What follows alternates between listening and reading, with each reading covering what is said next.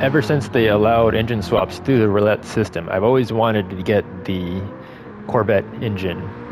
Or is it the Corvette? I don't know if it's a crate motor or Corvette. It's LT1, I think. I wanted to get that engine for this car. And now, since they allow engine swaps to be purchasable, I did it. It was like 200,000 or something credits, but it was easily attainable, which is nice. And I made this particular build to be mostly stock. There's like some clutch adjustments, suspension, and that's about it. It has a stock transmission. And so first and second gear are basically useless. They're mostly just for getting the car rolling if this were to ever be driven on the street, which it's not going to be. It's in a video game. But let's go ahead and drive it. As you can see, I've been doing. If I can press the right buttons. Here we go. I'll go into the settings real quick. Got Sport Soft. Need those tires for this car. The wheelbase is so short. Need a lot of differential lock because, again, the wheelbase is so short. Open acceleration sensitivity because it has the Sport Soft tires. It has a lot of grip, so the differential under acceleration is not as it's not as crucial to have the lock so high. And this actually prevents oversteer because if there's too much differential lock on the acceleration sensitivity, it will oversteer even more. Brake bias is all the way back, which I'm running ABS.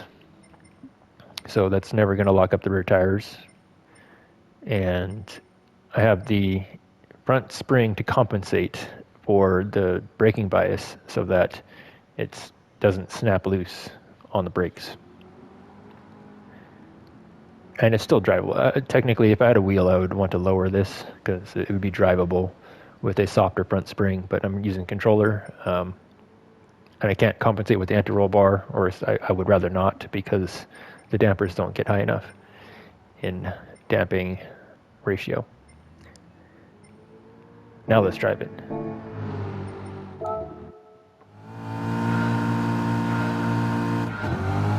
As you can see, second gear is useless. Only goes 50 miles an hour.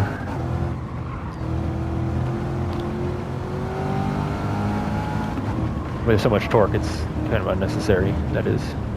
And I'm staying in sixth here, not because it's faster, but because there's too much wheel spin in fifth gear at that high speed.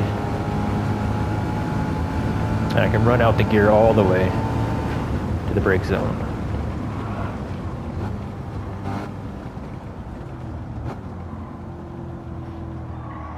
And even though the RPM is going so low in the rev range, technically it wasn't that low, it was like 3,000. It has enough torque to pull out of the corners and still have wheel spin. Let's check the rev range here in this hairpin.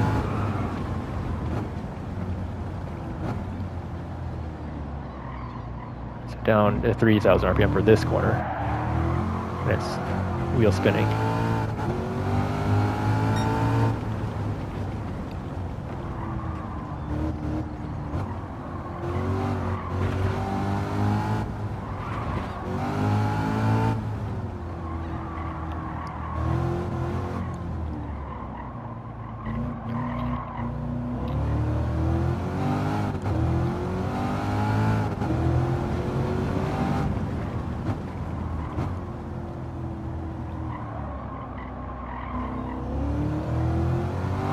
Even short shift. Whoa, if I can keep the car not from sliding.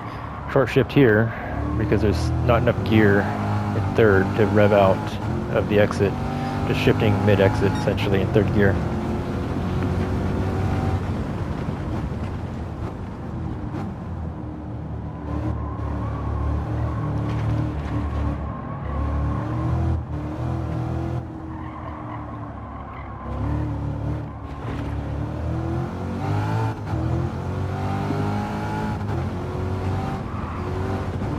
Take this in sixth. Whoa, too much wheel spin, even in 6.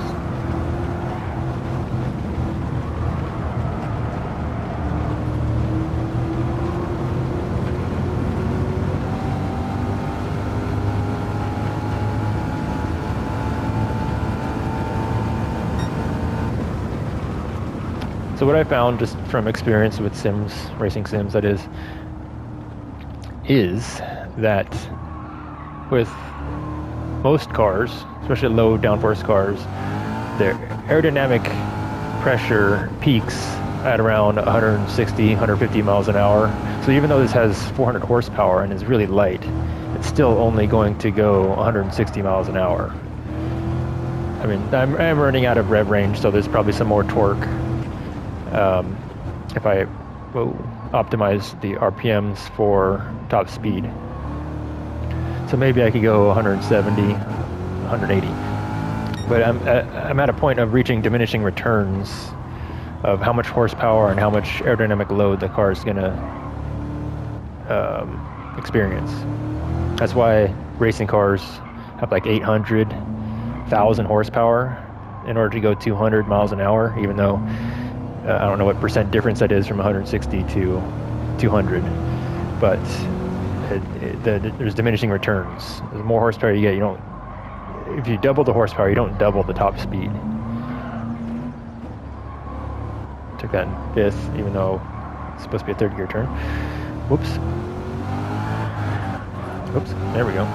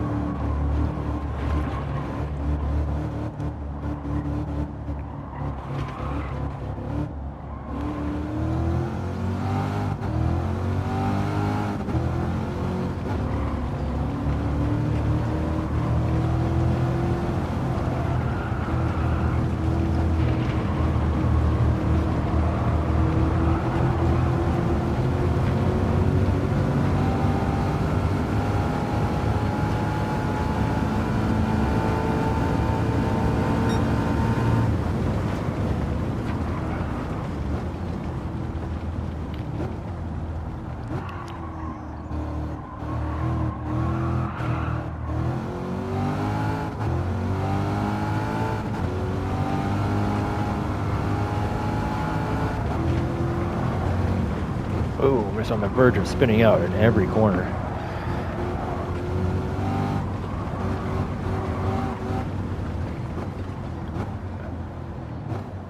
I think that's why they limited the Miata to only have around 200 horsepower. It's so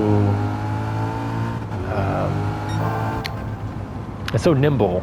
I'm going to try to say positive things rather than negative things. It's so nimble that there's such a thing as having too much horsepower with this car. It's kind of like the NSX. The Honda NSX is super long wheelbase. It's mid-engine, so it has a really good nimble weight balance, but it has a longer, again, relatively, it's not like a truck or anything, but it has I need to stop for the turn. The NSX has a relatively longer wheelbase to compensate for the lack of rotational inertia of the weight balance, or I should say lack of, or maybe it has more rotational, what am I trying to say? It can spin easily. The rotational inertia complements rotation rather than understeer. Like a front engine will resist understeer by rotational inertia, and a rear engine car or mid-engine car will induce oversteer by rotational inertia. Anyway, all that to say is that the NSX has a longer wheelbase to compensate for that effect. And this Miata has almost no wheelbase. There's the engine bay, not passenger, the driver's seat, and then there's the trunk. There's no extra space whatsoever. All right.